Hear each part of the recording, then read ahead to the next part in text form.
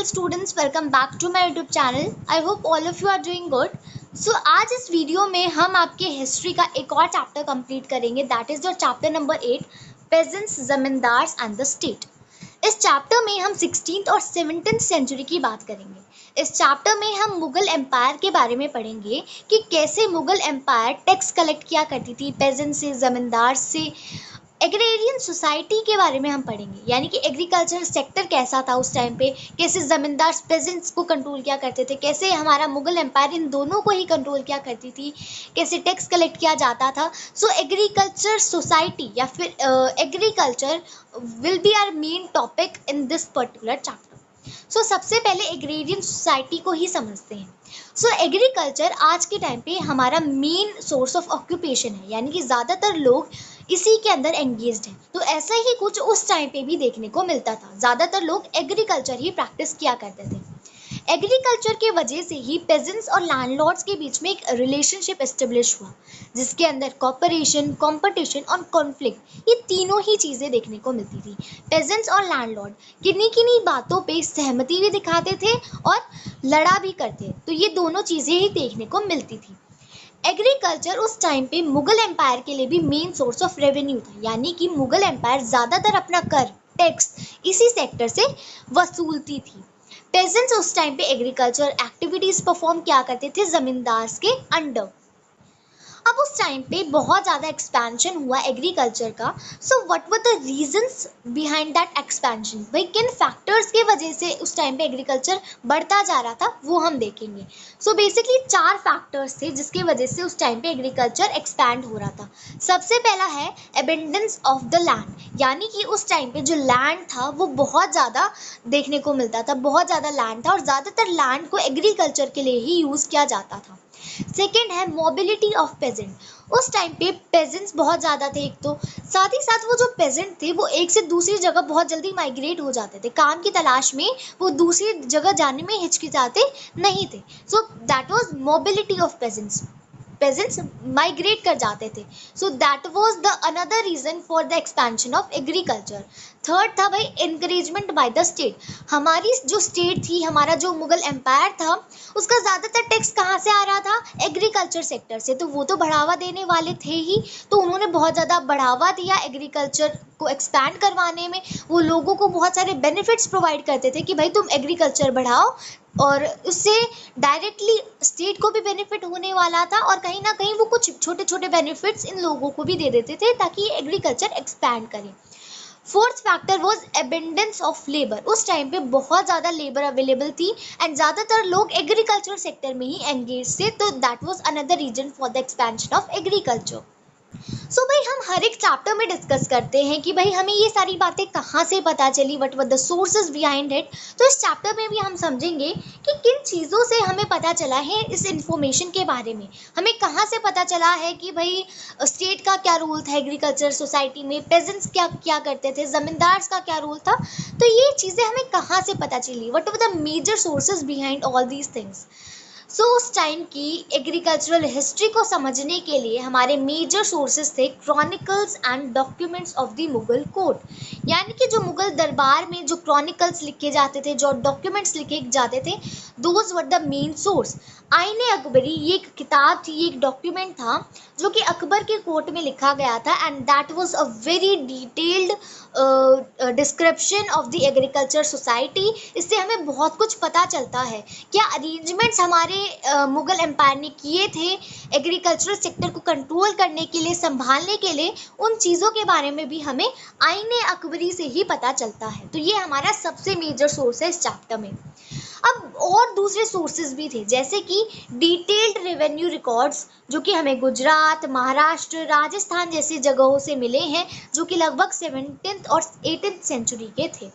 इसके अलावा east India company भी रिकॉर्ड्स बनाया करती थी, तो उनके जो रिकॉर्ड्स थे, जो डिस्क्रिप्शन था उनका कि भाई क्या एग्रेरियन रिलेशन थे ईस्टर्न इंडिया में, सो वो भी एक बहुत इंपॉर्टेंट सोर्स है। उनके रिकॉर्ड से भी हमें बहुत कुछ पता चलता है हमारे एग्रेरियन सोसाइटी के बारे में, एग्रीकल्चरल सेक्टर के बारे में। अब ये जो सोर्सेज थे, इन सोर्सेज से हमें इंफॉर्मेशन पता चलती है। साथ ही साथ हमें ये भी पता चलता है कि पेजेंट्स, जमींदार और स्टेट्स के बीच में कई मुद्दों पे कॉन्फ्लिक्ट्स भी थे, झगड़ा भी देखने को मिलता था, सहमति नहीं थी, असहमति भी देखने को मिलती थी।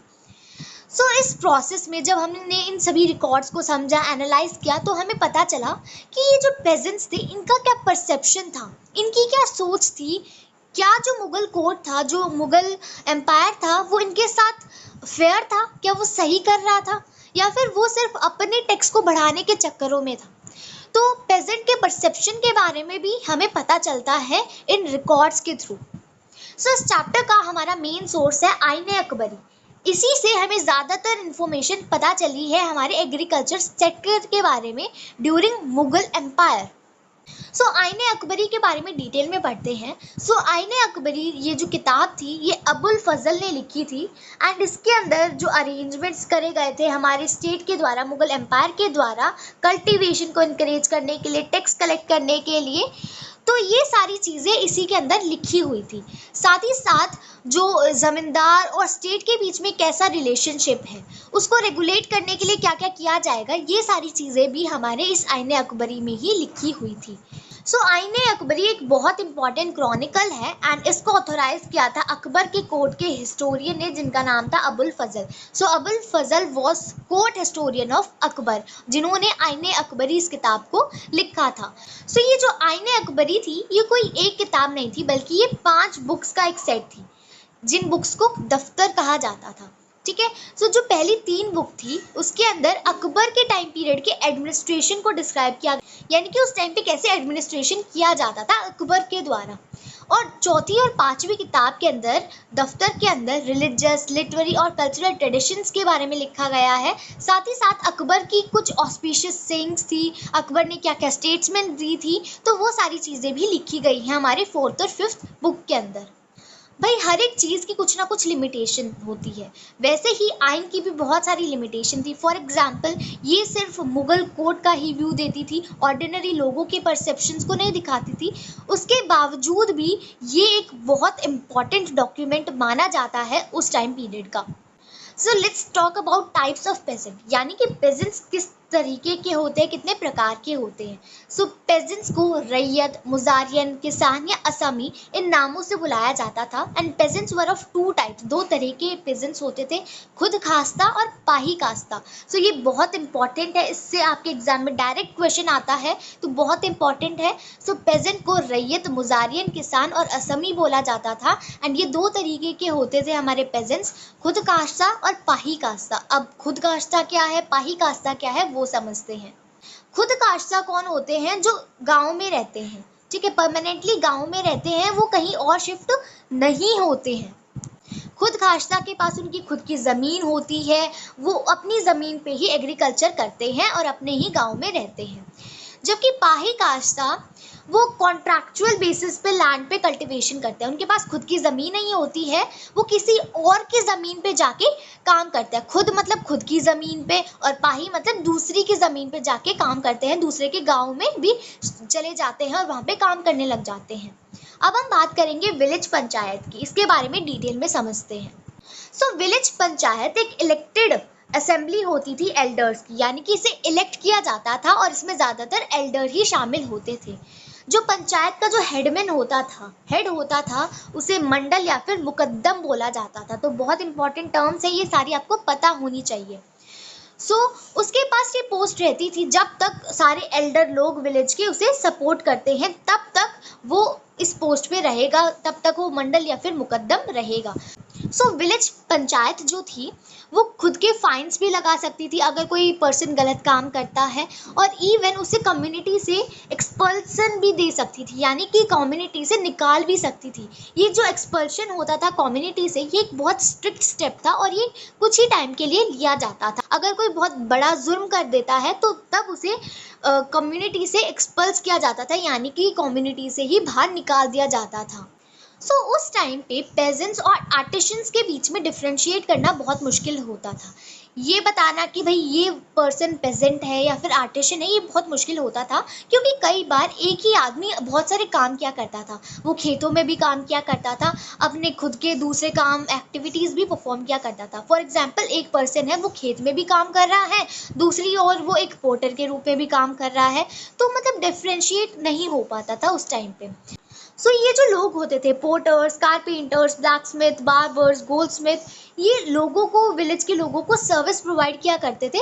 और जो विलेज के लोग थे वो अलग अलग रूप में इन्हें कंपनसेट कर देते थे। जैसे कि कुछ लोग पैसे दे देते थे, कुछ अनाज दे देते थे, कुछ मतलब इन्हें सर्विस दे देते थे कि भाई तुम हमारे लिए ये काम कर रहे हो, मैं बदले में तुम्हारे लिए ये काम कर दूंगा। तो अलग अलग वेज में कंपनसेट किया करते थे लोग उन्हें। अब हम समझते हैं जजमानी सिस्टम को। जजमानी सिस्टम का मतलब है कि किसी पर्सन को अलग अलग रूप में कंपनसेट करना। फॉर एग्जाम्पल जो बंगाल के जमींदार थे, वो ब्लैकस्मिथ, कारपेंटर, इवन गोल्डस्मिथ की सर्विस ले लेते थे एंड उन्हें अलग अलग रूप में कंपनसेट करते थे। जैसे कि कुछ लोग एक रोज का थोड़ा बहुत अलावेंस दे देते थे, जिसे डाइट मनी भी कहा जाता था, कि भाई ये तुम्हारा आज का हिस्सा है, तुम मतलब हर दिन इतना इतना हिस्सा ले जाओ, चाहे वो अनाज के रूप में हो या पैसों के रूप में, हर एक रूप में वो दे सकते थे। ठीक है, तो इसी को बाद में चल के जजमानी सिस्टम बोला गया। तो अब हम पढ़ते हैं जमींदार के बारे में। कॉन्सोलिडेशन एक बहुत स्लो प्रोसेस है, यानी कि एक्वायरिंग ऑफ लैंड, जिसे हम कॉन्सोलिडेशन भी कहते हैं, ये बहुत धीरे धीरे ही होता है। हम कॉन्सोलिडेशन को बहुत अलग अलग तरीकों से कर सकते हैं। फॉर एग्जाम्पल जो नए लैंड्स हैं, अगर हम उन्हें कॉलोनाइज कर ले, उन्हें एक्वायर कर ले, तो हम कॉन्सोलिडेशन कर सकते हैं। या फिर मान लेते हैं ये लैंड पहले किसी और के हक में था, किसी और के पास था, एंड इस पर्सन ने ये किसी और के नाम पे कर दिया, तो ऐसे भी कॉन्सोलिडेशन होता है। एंड इवन अगर स्टेट ऑर्डर कर दे कि इस पर्सन को कि भाई तुम अपना लैंड इसको दे दो, तो भी ऐसा हो जाता है। एंड हम परचेज करके भी लैंड को एक्वायर कर सकते हैं। एंड इन प्रोसेसेस के वजह से ही जो लोअर कास्ट के लोग थे, वो जमींदार के रैंक तक पहुंच पाए। जमींदार ने एक बहुत इंपॉर्टेंट रोल प्ले करा एग्रीकल्चरल लैंड को कॉलोनाइज करने में। एंड उन्होंने कल्टीवेटर्स को सेट होने में भी बहुत हेल्प करी, उन्हें अलग अलग तरीके के बेनिफिट्स दिए, जैसे कि मीन्स ऑफ कल्टीवेशन दिया, कैश लोन्स दिया, जिसकी वजह से कल्टीवेटर्स भी सेट हो पाए उस ज़मीन के ऊपर। अब हम देखेंगे कि पंचायत के क्या क्या फंक्शंस हैं, ये भी बहुत इंपॉर्टेंट टॉपिक है। मिक्स्ड कास्ट विलेजेस के अंदर, यानी कि ऐसे विलेजेस जहाँ पर हर एक तरीके की कास्ट रहती है, सो उन विलेजेस के अंदर पंचायत अलग अलग कास्ट और कम्युनिटीज़ को रिप्रेजेंट देती है पंचायत के अंदर।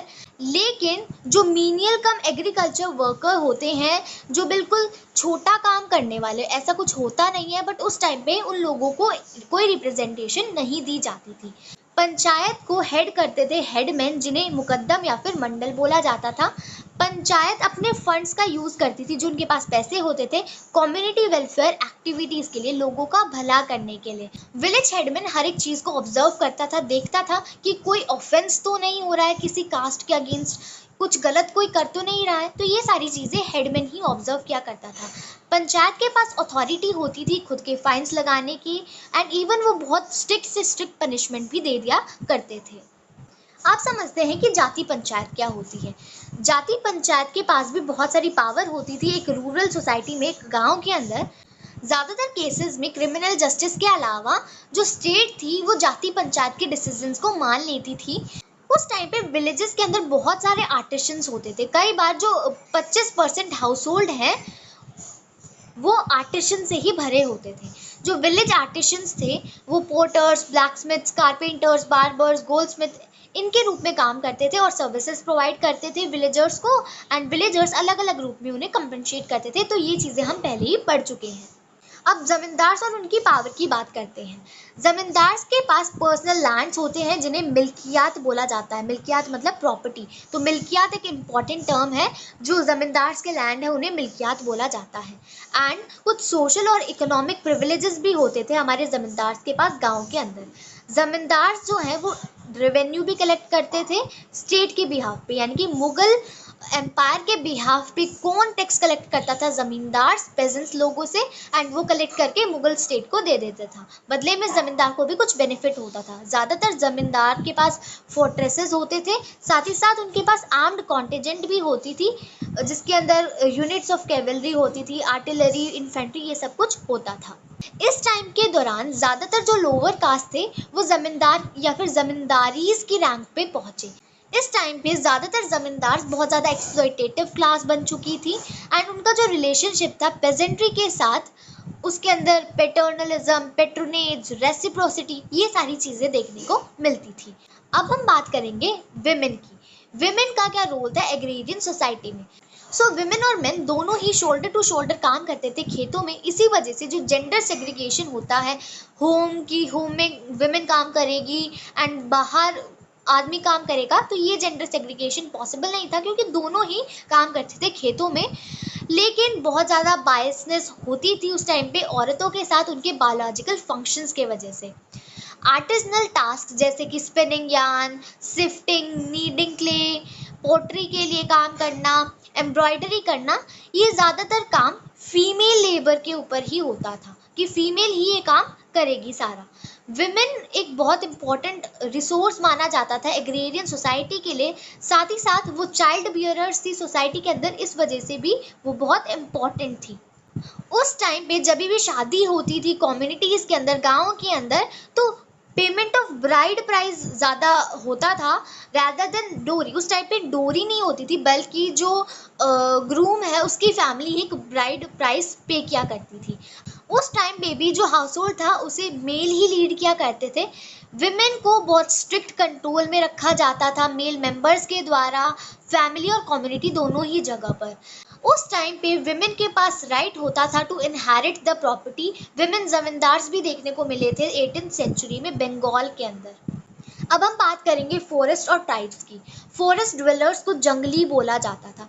आज के टाइम पे हम जंगली बोल देते हैं, ऐसे ही बोल देते हैं किसी का मजाक उड़ाने के लिए, लेकिन उस टाइम पे जंगली टर्म का इस्तेमाल किया जाता था उन लोगों के लिए जो जंगलों में रहा करते थे। उन लोगों की livelihood was completely dependent on forest produce, hunting, shifting, agriculture, ये सारे काम वो किया करते थे। कई बार फॉरेस्ट एक बहुत सबवर्सिव जगह होती थी, यानी कि जो लोग बहुत ज़्यादा ट्रबल करते थे वो जाके फॉरेस्ट में छिप जाते थे। They take a refuge in the forest. Forest लोग एलिफेंट्स भी सप्लाई करते थे किंग्स वगैरह को। हंटिंग एक फेवरेट एक्टिविटी होती थी राजाओं की, एंड इसी की वजह से कई बार एम्परर अपने एम्पायर के अंदर ट्रैवल करता था और लोगों की जो पर्सनल ग्रीवेंसेस हैं उनको भी सुन पाता था। Forest dwellers honey, bee wax, gum lac, ये सारी चीज़ें यानी कि फॉरेस्ट प्रोड्यूस सप्लाई करते थे बाहर की तरफ। जैसे कि विलेज कम्युनिटी के अंदर पंचायत हेडमैन होता था, वैसे ही ट्राइब्स के अंदर भी उनके चीफ्टेन्स होते थे। ज़्यादातर जो ट्राइबल चीफ्स थे वो बाद में चल के ज़मींदार बने, एंड कुछ तो इवन किंग्स भी बन गए जब वो बहुत पावरफुल हो गए। जो ट्राइब्स थी सिंध रीजन में, उनके पास आर्मीज थी जिसके अंदर लगभग 6000 कैवलरी थी एंड 7000 इन्फेंट्री थी। सो ये कुछ लैंड रेवेन्यू सिस्टम्स थे जो ब्रिटिशर्स इंडिया के अंदर फॉलो करते थे। परमानेंट सेटलमेंट, रियोटवारी सेटलमेंट और महलवारी सेटलमेंट। इनके बारे में हम आपके नेक्स्ट बुक के अंदर पढ़ने वाले हैं।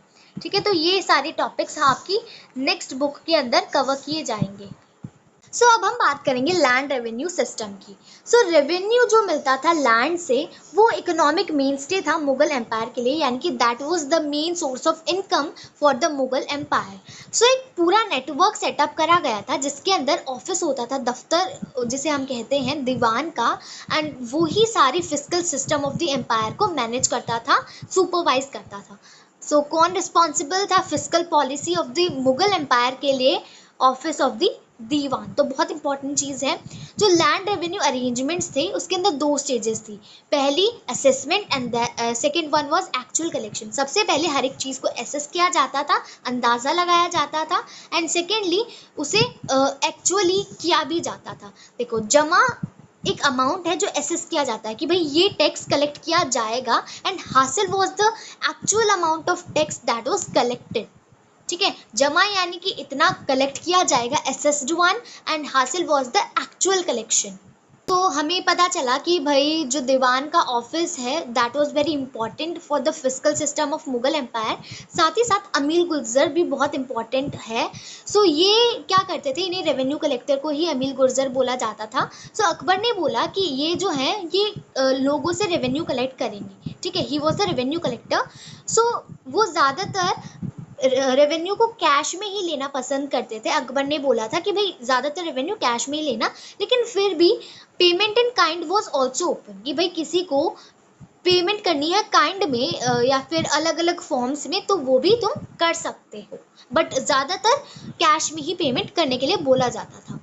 तो मैंने आपको बताया इनकी फिजिकल पॉलिसी में 2 स्टेजेस होते थे, सबसे पहले assessment and then actual collection. तो सबसे पहले जो भी कल्टीवेटेड और कल्टीवेबल लैंड है उनको ये मेज़र किया करते थे कि हर एक प्रोविंस में कितना लैंड है जो कि कल्टीवेबल है या फिर कल्टीवेट किया जाता है। एंड जो आइन है उसके अंदर हर एक इम्पॉर्टेंट एस्पेक्ट जो है वो लिख दिया जाता था। अकबर के रूल के दौरान की मैं बात कर रही हूँ। Now let's talk about classification of land under Akbar, कि अकबर ने कैसे क्लासिफाई करवाया लैंड को। सो आइन के अंदर एक क्राइटेरिया दे रखा है कि भाई ऐसे ऐसे जो है क्लासिफिकेशन होगी लैंड की, तो वो हम समझते हैं। सो उस टाइम पे हमारे एम्परर थे अकबर एंड उन्होंने क्लासिफाई करा था लैंड्स को और एक रेवेन्यू भी बताया था कि ये रेवेन्यू हर एक इंसान पे करेगा। सो पोलेज वो लैंड होता था जिसपे एनुअली कल्टीवेशन होता था एक क्रॉप का, एंड इस लैंड को कभी भी खाली नहीं छोड़ा जाता था। परोती वो लैंड होता था जिसको एक टाइम के लिए खाली छोड़ दिया जाता था ताकि वो अपनी स्ट्रेंथ जो है वो रिकवर कर ले। छाछर वो लैंड होता था जिसे 3 या 4 सालों के लिए ऐसे ही फैलो छोड़ दिया जाता था। बंजर वो लैंड था जिसको 5 या उससे भी ज़्यादा सालों के लिए कल्टीवेट नहीं किया गया है। एंड जो फर्स्ट 2 काइंड्स ऑफ लैंड है पोलज और परोती, इनमें भी गुड, मिडिंग और बैड वाली कैटेगरी होती थी। सो आइन के अकॉर्डिंग ये 4 तरीके के लैंड होते थे, पोलज, परोती, छाछर और बंजर। मैंने पोलज बताया, परोती भी बताया, छाछर और बंजर, ये चारों मैं आपको बता चुकी हूँ। So let's talk about the flow of silver. So जो मुगल एम्पायर था उसने बहुत सारी पावर कॉन्सोलिडेट करी थी, रिसोर्सेज कॉन्सोलिडेट करे थे मिंग, सफाविद, ऑटोमन एम्पायर से during 16th and 17th century. So Mughal empire का कॉन्टैक्ट था with these 3 empires. So question आ सकता है आपके एग्जाम में कि मुगल एम्पायर का किसके साथ कांटेक्ट नहीं था। सो बहुत सारे वॉयजेस ऑफ डिस्कवरी किए जाते थे एंड न्यू वर्ल्ड की जब ओपनिंग हुई थी, जब अमेरिका के बारे में पता चला था, तो एक बहुत बड़ा एक्सपेंशन हुआ था इंडिया के ट्रेड का विद यूरोप। जब ट्रेड का एक्सपेंशन हुआ तो उससे बहुत ज़्यादा amount of silver Boolean Asia के अंदर, इंडिया के अंदर आया, क्योंकि देखो इंडिया से बहुत सारे गुड्स बाहर जाते थे। जब बाहर गुड्स जा रहे थे, ट्रेड बढ़ रहा था, तो इंडिया के अंदर बहुत सारा सिल्वर फ्लो हो रहा था, जिससे इस टॉपिक का नाम पड़ा the flow of silver. And ज़्यादातर जो पार्ट ऑफ बुलियन था, यानी कि ज़्यादातर जो सिल्वर था वो इंडिया के अंदर ही आ रहा था। सो ये जो पीरियड था 16th और 18th सेंचुरी के बीच का, इसे हम रिमार्केबल स्टेबिलिटी वाला टाइम कह सकते हैं। इस टाइम पे हमारे इंडिया के अंदर metal currency available, particularly silver रुपया, ठीक है, जो कि मुगल एम्पायर के अंडर यूज़ किया जाता था। सो आई होप आपको बहुत अच्छे से समझ में आया होगा ये chapter. So thanks for watching. जल्दी से चैनल को सब्सक्राइब कर दो, वीडियो को लाइक कर दो, अपने सभी फ्रेंड्स के साथ शेयर कर दो। सो इस वीडियो का लाइक टारगेट था 20 लाइक्स, तो जल्दी से ये लाइक्स पूरे करो एंड इसके बाद तुम्हें नेक्स्ट चैप्टर की वीडियो मिल जाएगी। So keep watching, keep learning, bye bye.